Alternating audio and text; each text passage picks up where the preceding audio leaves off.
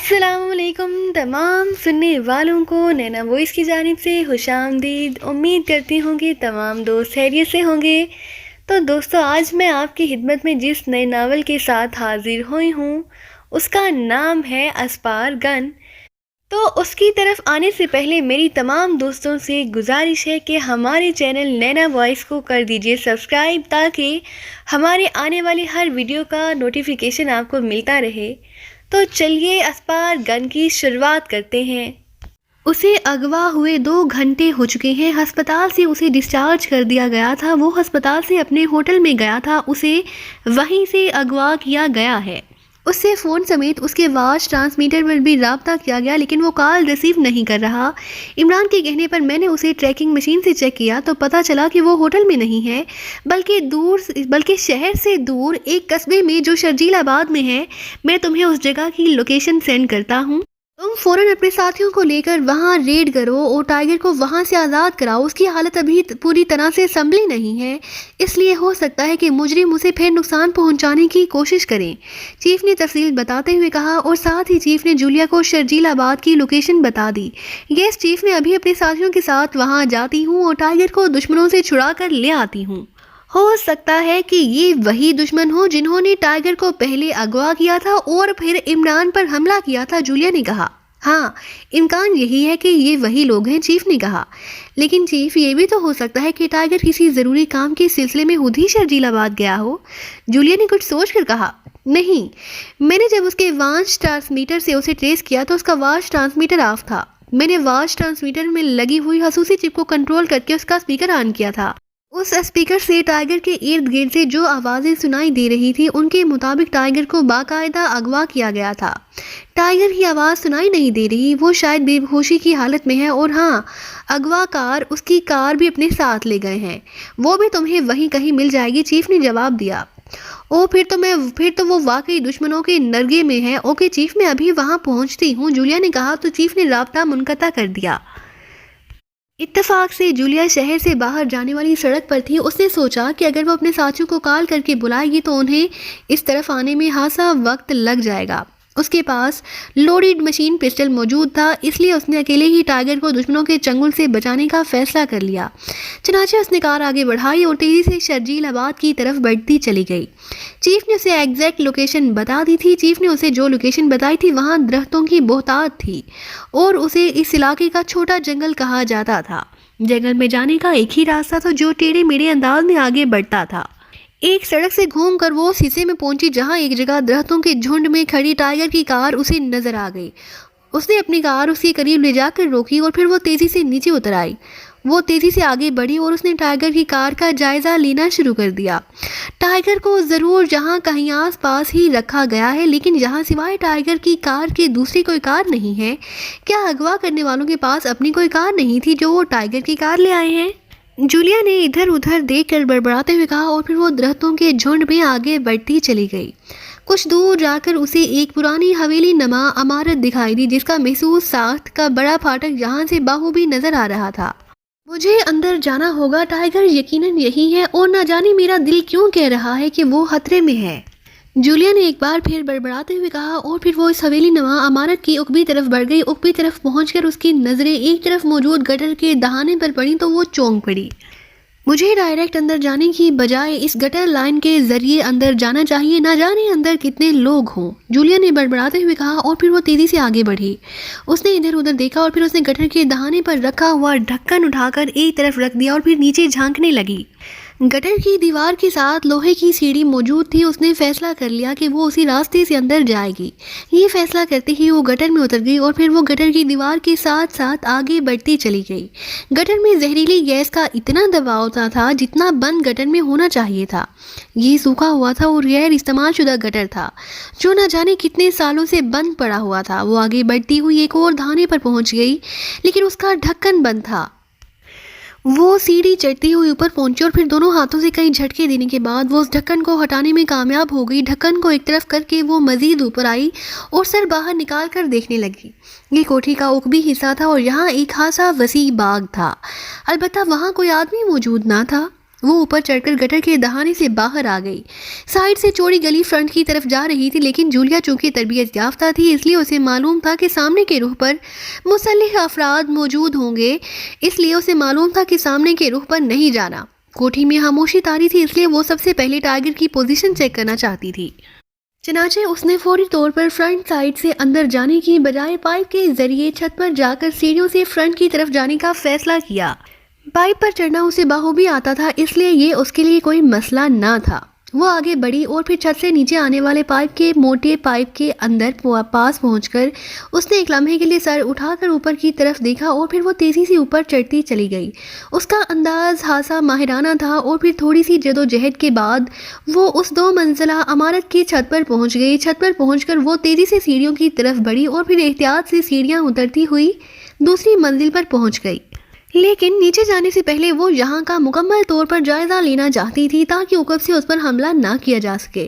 Julia ایک gallery کو check کر رہی تھی کہ اس کے کانوں میں ٹائیگر کی ہلکی سی آواز پڑی تو وہ چونک کر آگے بڑھی۔ اس گیلری نما راہداری میں 2 بڑے بڑے روشن دان تھے جو روشن تھے۔ ایک روشن دان قدرے کھلا ہوا تھا اور آواز اسی روشن دان سے آ رہی تھی۔ وہ تیزی سے آگے بڑھی اور اس نے کھلے ہوئے روشن دان کی سائڈ سے نیچے جھانکا تو وہ بے اختیار اچھل پڑی، کیونکہ نیچے بڑے ہال نما کمرے میں اس نے ٹائیگر کو کرسی پر رسیوں سے بندھے ہوئے دیکھا، جبکہ کمرے میں ٹائیگر کے علاوہ 4 آدمی اور موجود تھے، جن میں سے 2 اس کے سامنے کرسیوں پر بیٹھے ہوئے تھے۔ ایک مسلح آدمی دروازے کے قریب کھڑا تھا، جبکہ ایک آدمی جس کے کاندھے سے مشین گن لٹک رہی تھی ہاتھ میں پانی کی بوتل پکڑے ٹائیگر کی طرف بڑھ رہا تھا۔ پھر اس آدمی نے بوتل کا ڈھکن ہٹا کر بوتل ٹائیگر کے منہ سے لگائی ہی تھی کہ وہ یکلخت لڑکھڑا کر ایک قدم پیچھے ہٹا اور اس کے ساتھ ہی جولیا نے ٹائیگر کو تیزی سے رسیاں کھولتے دیکھا۔ یہ کیا حماقت ہے، 4 مسلح افراد کے سامنے ٹائیگر کیا کرے گا؟ جولیا نے بے اختیار ہونٹ چباتے ہوئے کہا۔ البتہ اس کی نظریں مسلسل ٹائیگر اور ان لوگوں پر جمی ہوئی تھی، اور پھر وہاں انتہائی خوفناک جدوجہد شروع ہو گئی۔ جولیا نے تیزی سے جیکٹ کی جیب سے مشین پسٹل نکال لیا، اسی لمحے نیچے فائرنگ شروع ہو گئی اور جولیا نے تیزی سے مشین پسٹل کا رخ نیچے کر دیا۔ اسی لمحے ٹائیگر کو ہٹ ہو کر نیچے گرتے ہوئے دیکھا۔ اس پر مشین گن سے فائرنگ کی گئی تھی اور یہ دیکھتے ہی جولیا کا دماغ جسے پھٹ سا گیا۔ اس نے ٹریگر دبا دیا اور پھر نیچے موجود مسلح افراد پر جیسے قیامت ٹوٹ پڑی۔ اوپر سے ہونے والی اچانک فائرنگ سے وہ بچ نہ سکے اور دیکھتے ہی دیکھتے وہ چاروں گولیاں کھا کر نیچے گر گئے۔ جولیا اس وقت تک گولیاں چلاتی رہی جب تک وہ چاروں ساکت نہ ہو گئے۔ ان کے ساکت ہوتے ہی اس نے ٹریگر سے انگلی ہٹائی ہی نہ تھی کہ کمرے کا دروازہ ایک دھماکے سے کھلا اور اس کے ساتھ ہی مشین گنوں سے مسلح 2 آدمی اندر داخل ہوئے تو جولیا نے ایک بار پھر ٹریگر دبا دیا۔ وہ دونوں بھی سنبھلنے سے پہلے چیختے ہوئے نیچے گرے اور ساکت ہو گئے۔ ٹائیگر بھی بے حس و حرکت پڑا ہوا تھا۔ جولیا نے بعد میں آنے والے ان دونوں آدمیوں کے ساکت ہوتے ہی ٹریگر سے انگلی ہٹائی اور پھر اٹھ کر واپس سیڑھیوں کی طرف دوڑ پڑی۔ ٹائیگر کو ساکت پڑتے دیکھ کر اس کے دماغ میں بگولے سے ناچنے لگ گئے تھے۔ اب اسے کسی کی پرواہ نہ تھی۔ وہ آندھی اور طوفان کی طرح دوڑتی ہوئی سیڑھیاں اتر کر بیرونی برآمدے میں پہنچی اور پھر چند لمحوں بعد وہ اس کمرے میں داخل ہو رہی تھی جہاں ٹائیگر کے ساتھ 6 غیر ملکی پڑے ہوئے تھے۔ وہ دوڑتی ہوئی ٹائیگر کے پاس گئی اور اس پر جھک گئی۔ یہ تو زندہ ہے، اسے زندہ رہنا چاہیے، جولیا نے جھک کر ٹائیگر کے سینے پر ہاتھ رکھتے ہوئے کہا۔ ٹائیگر کے بازو اور پہلوؤں میں گولیاں لگی تھی جن سے خون تیزی سے نکل رہا تھا۔ اس کی حالت انتہائی محدود دکھائی دے رہی تھی۔ یہ تو آخری سانسوں پر ہے، آخری سانسوں پر، اب میں کیا کروں؟ جولیا نے بوکھلائے ہوئے انداز میں چیختے ہوئے کہا اور مڑ کر وہ دوڑتی ہوئی اس کمرے سے باہر آ گئی۔ چند لمحوں میں ہی اس نے دیوانگی کے سے انداز میں پوری عمارت گھوم لی اور پھر ایک کمرے کی الماری سے اسے ایک بڑا سا میڈیکل باکس مل گیا۔ اس نے میڈیکل باکس اٹھایا اور بجلی کسی تیزی سے دوڑتی ہوئی وہ واپس اس کمرے میں آئی۔ اس نے میڈیکل باکس کو زمین پر رکھ کر اسے کھولا اور پھر تیزی سے اس میں سے سامان نکالنے لگی۔ اس نے ایسے موقع پر طبی امداد دینے کی مکمل ٹریننگ لی ہوئی تھی، اس لیے اس کے ہاتھ بے حد ماہرانہ انداز میں چل رہے تھے۔ جولیا نے سب سے پہلے تو فوری طور پر طاقت کا انجیکشن ٹائیگر کے بازو میں لگایا اور پھر اس نے اس کے زخموں کی جن سے خون نکل رہا تھا بینڈیج کر دی تاکہ مزید خون نہ نکلے، اور پھر جگہ بعد دیگرے اس نے 4 مختلف انجیکشنز ٹائیگر کو لگائے اور پھر اس کے سینے پر ہاتھ رکھ دیا۔ چند لمحوں بعد اس کے ستے ہوئے چہرے پر قدرے اطمینان کے تاثرات ابھر آئے، کیونکہ ٹائیگر کی ڈوبتی ہوئی دل کی دھڑکن آبھاسی حد تک بحال ہو چکی تھی۔ وہ تیزی سے مڑی اور پھر دوڑتی ہوئی وہ حویلی کا پھاٹک کھول کر باہر نکلی اور بغیر ادھر ادھر دیکھے وہ ایک بار دوڑتی ہوئی درختوں کے جنڈ میں موجود اپنی کار کی طرف بڑھ گئی۔ کار میں بیٹھ کر اس نے کار سٹارٹ کی اور چند لمحوں بعد وہ کار کو کھلے پھاٹک سے اندر لے آئی اور برآمدے کے قریب روک کر وہ کار سے نیچے اتری اور اس نے کار کا عقبی دروازہ کھولا اور ایک بار پھر دوڑتے ہوئے اس کمرے کی طرف بڑھ گئی جہاں ٹائیگر موجود تھا۔ جولیا نے ایک بار پھر جھک کر ٹائیگر کی نبض چیک کی اور پھر اطمینان ہو جانے پر اسے دونوں ہاتھوں سے پکڑ کر اٹھایا اور خود نیچے جھک کر اس نے ٹائیگر کو کندھے پر ڈالا اور پھر ایک جھٹکے سے اٹھ کر کھڑی ہو گئی۔ گو ٹائیگر کا وزن اس کے تصور سے کہیں زیادہ تھا، لیکن اس وقت چونکہ ٹائیگر کی جان بچانے کا مسئلہ تھا اس لیے اسے اس کی پرواہ نہ تھی۔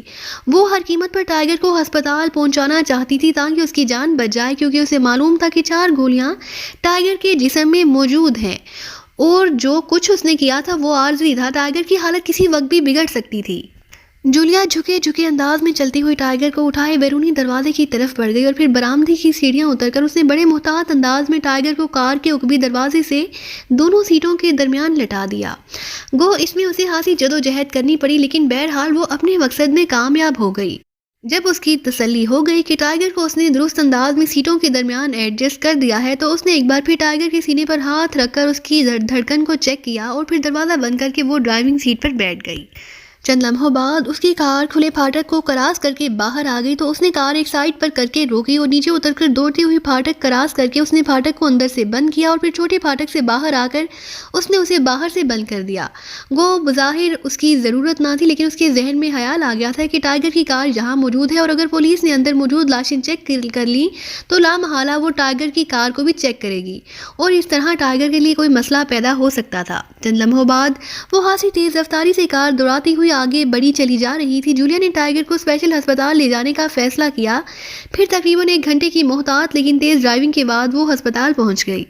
ڈاکٹر صدیقی کو جب ٹائیگر کی اس حالت کا پتہ چلا تو وہ دوڑتا ہوا باہر آیا اور تھوڑی دیر بعد ٹائیگر کو کار سے نکال کر اسٹریچر پر ڈال کر آپریشن روم میں پہنچا دیا گیا، جبکہ اس دوران جولیا نے ڈاکٹر صدیقی کو ٹائیگر کو دی جانے والی فرسٹ ایڈ کے بارے میں بتا دی اور ڈاکٹر صدیقی نے اسے دوا کرنے کے لیے کہا اور خود وہ آپریشن روم میں چلا گیا۔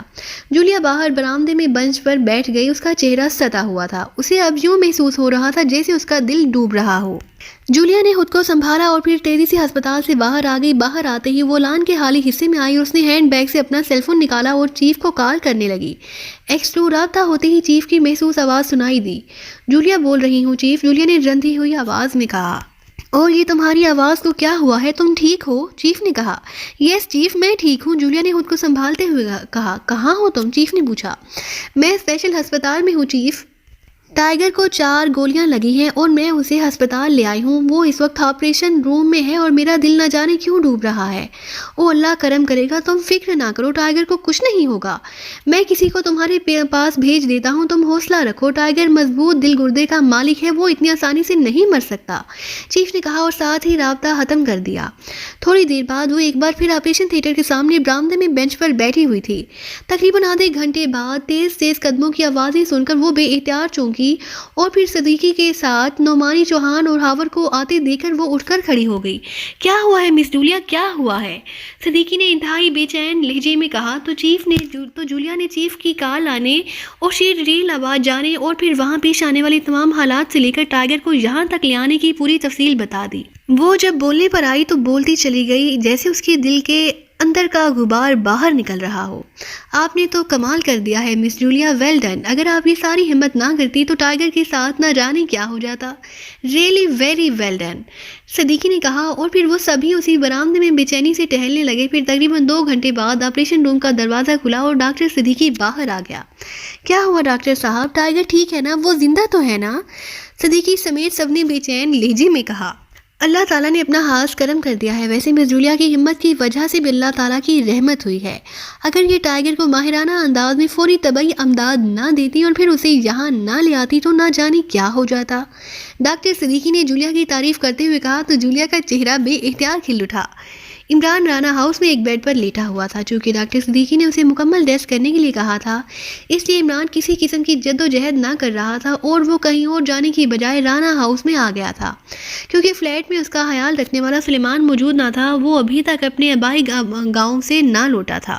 رانا ہاؤس میں چونکہ جوزف موجود تھا اور وہ اس کی سلیمان سے زیادہ کیئر کرتا تھا، اس لیے وہ اس کے کہنے پر وہیں رک گیا تھا اور اس وقت وہ ایک کمرے میں لیٹا آرام کر رہا تھا۔ وہ جاگ رہا تھا، البتہ وہ آنکھیں بند کیے ٹی بی ایم فارمولے والے کیس پر غور کر رہا تھا۔ بلیک زیرو نے اسے بتا دیا تھا کہ جن لوگوں نے اس پر حملہ کیا اور اسے ہلاک کرنے کی کوشش کی تھی ان کے بارے میں کچھ پتہ نہیں چل سکا۔ پوری سیکرٹ سروس انہیں تلاش کر رہی تھی لیکن ان کا کہیں اتا پتہ نہیں مل رہا تھا، اور وہ اسی بارے میں سوچ رہا تھا کہ اسے دروازہ کھلنے کی آواز سنائی دی تو اس نے آنکھیں کھول دی اور اس کے ساتھ ہی وہ فوراً سیدھا ہو کر بیٹھ گیا کیونکہ کمرے میں صدیقی اور جولیا داخل ہو رہے تھے۔ ان دونوں کے چہرے سے پریشانی ظاہر ہو رہی تھی۔ کیا ہوا ہے، کوئی بری خبر؟ عمران نے چونک کر کہا۔ ارے نہیں عمران صاحب، اللہ تعالیٰ کا بے حد کرم ہو گیا ہے، کوئی بری خبر نہیں ہے، آپ کوئی ٹینشن نہ لیں، صدیقی نے مسکراتے ہوئے کہا تو عمران نے بے اختیار ایک طویل سانس لیا۔ صدیقی اور جولیا اندر آ کر کرسیوں پر بیٹھ گئے۔ تو پھر تم دونوں کے چہروں پر 12 کیوں بج رہے ہیں؟ عمران نے کہا۔ عمران صاحب، ٹائیگر انتہائی نازک حالت میں اسپیشل ہسپتال پہنچایا گیا تھا، اسے 4 گولیاں لگی تھی، ڈاکٹر صدیقی نے اس کا آپریشن کیا اور اب اس کی حالت خطرے سے باہر ہے، صدیقی نے کہا تو عمران کا چہرہ یکلخت سوت سا گیا۔ کیا مطلب، کیا ہوا ہے اسے؟ عمران نے یکلخت سنجیدگی سے کہا، مس جولیا اسے ہسپتال لے گئی تھی اور میں اس لیے انہیں آپ کے پاس لے آیا ہوں کہ آپ شاید اس بارے میں معلومات حاصل کرنا چاہیں، صدیقی نے کہا۔ کیا ہوا تھا جولیا، پوری تفصیل بتاؤ، عمران نے کہا تو جولیا نے ایک بار پھر پوری تفصیل بتانا شروع کر دی اور عمران خاموش بیٹھا سنتا رہا۔ ویل ڈن جولیا، تم نے واقعی ہمت اور حوصلے سے کام لیا ہے اور تم نے پاکستان سیکرٹ سروس کی ڈپٹی چیف ہونے کا ثبوت دیا ہے، ورنہ ٹائیگر کا اس بار اس طرح زندہ بچنا ناممکن ہو جاتا۔ ریئلی ویل ڈن، تم واقعی گریٹ ہو، عمران نے مسرت بھرے لہجے میں کہا تو عمران سے اپنی تعریف سن کر جولیا کا چہرہ بے اختیار کھل اٹھا۔ تھینک یو، جولیا نے کہا۔ کیا ان غیر ملکیوں کی لاشیں اب بھی وہیں ہیں؟ عمران نے کہا۔ آپ فکر نہ کریں عمران صاحب، میں نے نعمانی چوہان اور ہاور کو وہاں بھیجوا دیا ہے۔ نعمانی تو ٹائیگر کی کار وہاں سے لے کر جائے گا جبکہ ہاور اور چوہان وہیں رہیں گے تاکہ اگر ان کے مزید ساتھی وہاں آئیں تو انہیں کور کیا جا سکے، صدیقی نے کہا۔ جولیا، کتنے افراد کو تم نے ہلاک کیا ہے؟ عمران نے جولیا سے مخاطب ہو کر پوچھا۔ 6 آدمی تھے اور 6 کے 6 غیر ملکی تھے۔ پہلے 4 افراد کمرے کے اندر تھے، پھر فائرنگ کی آوازیں سن کر باہر موجود 2 آدمی بھی اندر آ گئے تھے۔ اس وقت تو مجھے ہوش ہی نہ تھا، بس اتنا معلوم تھا کہ ٹائیگر فائرنگ سے ہٹ ہو گیا ہے، جولیا نے جواب دیتے ہوئے کہا۔ یہ یقیناً وہی لوگ ہوں گے جنہوں نے مجھ پر حملہ کیا تھا، ان کا تعلق اسی تنظیم سے معلوم ہوتا ہے جو یہاں ٹی بی ایم فارمولے کی مائکرو فلم کے لیے آئے تھے، جولیا نے مسرت بھرے لہجے میں کہا۔ ہاں ہو سکتا ہے، لیکن یہ بھی ممکن ہے کہ یہ کوئی اور گروپ ہو، بہرحال جلد ہی پتہ چل جائے گا کہ وہ لوگ کون تھے، تم فکر نہ کرو اور جا کر اپنے فلیٹ میں ریسٹ کرو، عمران نے کہا۔ ٹھیک ہے، میں چلی جاتی ہوں، جولیا نے کہا۔ صدیقی، تم اسے لے جاؤ اور اسے اس کے فلیٹ میں چھوڑ آؤ، عمران نے کہا تو صدیقی سر ہلاتا ہوا اٹھ کھڑا ہوا تو جولیا بھی اٹھ کھڑی ہوئی اور پھر وہ دونوں وہاں سے نکلتے چلے گئے۔ اگر ان میں سے ایک بھی بچ جاتا تو اس سے بہت کام کی معلومات مل سکتی تھی، عمران نے بڑبڑاتے ہوئے کہا۔ تقریباً آدھے گھنٹے بعد صدیقی واپس آ گیا۔ تمہیں آنے کی کیا ضرورت تھی؟ جولیا کو چھوڑ کر تم بھی چلے جاتے، عمران نے کہا۔ میں ویسے ہی آ گیا کہ شاید آپ کو میری ضرورت ہو، صدیقی نے کہا۔ نہیں، یہاں میری کیئر کرنے کے لیے جوزف موجود ہے۔ آ ہی گئے ہو تو ڈاکٹر صدیقی کو فون کرو اور ان سے پوچھو کہ ٹائیگر کو ہوش آیا ہے یا نہیں، میں اسے جلد سے جلد ملنا چاہتا ہوں، ہو سکتا ہے کہ اس کے بعد ہمارے لیے کوئی اہم خبر ہو، عمران نے کہا تو صدیقی نے اسبات میں سر ہلا دیا اور پھر اس نے سیل فون نکالا اور اسپیشل ہسپتال کے ڈاکٹر صدیقی کو کال کرنے لگا۔ ٹائیگر کو ہوش آ گیا ہے عمران صاحب، ڈاکٹر صدیقی نے ٹائیگر سے مختصر بات چیت کرنے کی اجازت دے دی ہے، صدیقی نے کہا۔ ٹھیک ہے، آؤ، اس سے بات کرنا ضروری ہو گیا ہے، آؤ میرے ساتھ، عمران نے بیڈ سے نیچے اترتے ہوئے کہا۔ جوتے پہن کر وہ صدیقی کے ساتھ باہر آیا اور پھر وہ جوزف کو بتا کر صدیقی کے ساتھ اس کی کار میں اسپیشل ہسپتال روانہ ہو گیا۔ تھوڑی دیر بعد وہ صدیقی کے ساتھ اسپیشل سرجیکل وارڈ کی طرف بڑھ گیا اور پھر وہ کمرے میں داخل ہوئے تو بیڈ پر ٹائیگر آنکھیں بند کے لیٹا ہوا تھا جبکہ 2 نرسیں اور ایک ڈاکٹر اس کے بیڈ کے قریب کھڑے تھے۔ اسے گلوکوز لگا ہوا تھا، سینے تک کمبل تھا۔ قدموں کی آوازیں سن کر ٹائیگر کی آنکھیں کھل گئی اور عمران کو دیکھ کر وہ بے اختیار مسکرا دیا۔ تمہیں نئی زندگی بہت مبارک ہو ٹائیگر، عمران نے قریب جا کر مسکراتے ہوئے کہا۔ تھینک یو بوس، ٹائیگر نے مسکراتے ہوئے کہا۔ جناب، زیادہ دیر تک باتیں نہ کریں، ڈاکٹر نے کہا اور پھر وہ نرسوں کو اپنے ساتھ آنے کا اشارہ کر کے بیرونی دروازے کی طرف بڑھ گیا۔ نرسیں بھی اس کے پیچھے باہر نکل گئیں۔ ہمیں جولیا نے تفصیل تو بتا دی ہے، تم نے اپنی طرف سے واقعی بے پناہ جرات سے جدوجہد کی ہے، لیکن ان کی تعداد بھی زیادہ تھی اور وہ مسلح بھی تھے، عمران نے ٹائیگر کے کندھے پر تھپکی دیتے ہوئے کہا۔ جدوجہد تو کرنی ہی تھی بوس، ورنہ وہ مجھے ویسے ہی چوہے کی طرح مار ڈالتے، ٹائیگر نے آہستہ سے جواب دیا۔ تمہارے خون سے کوئی بات چیت بھی ہوئی تھی یا نہیں؟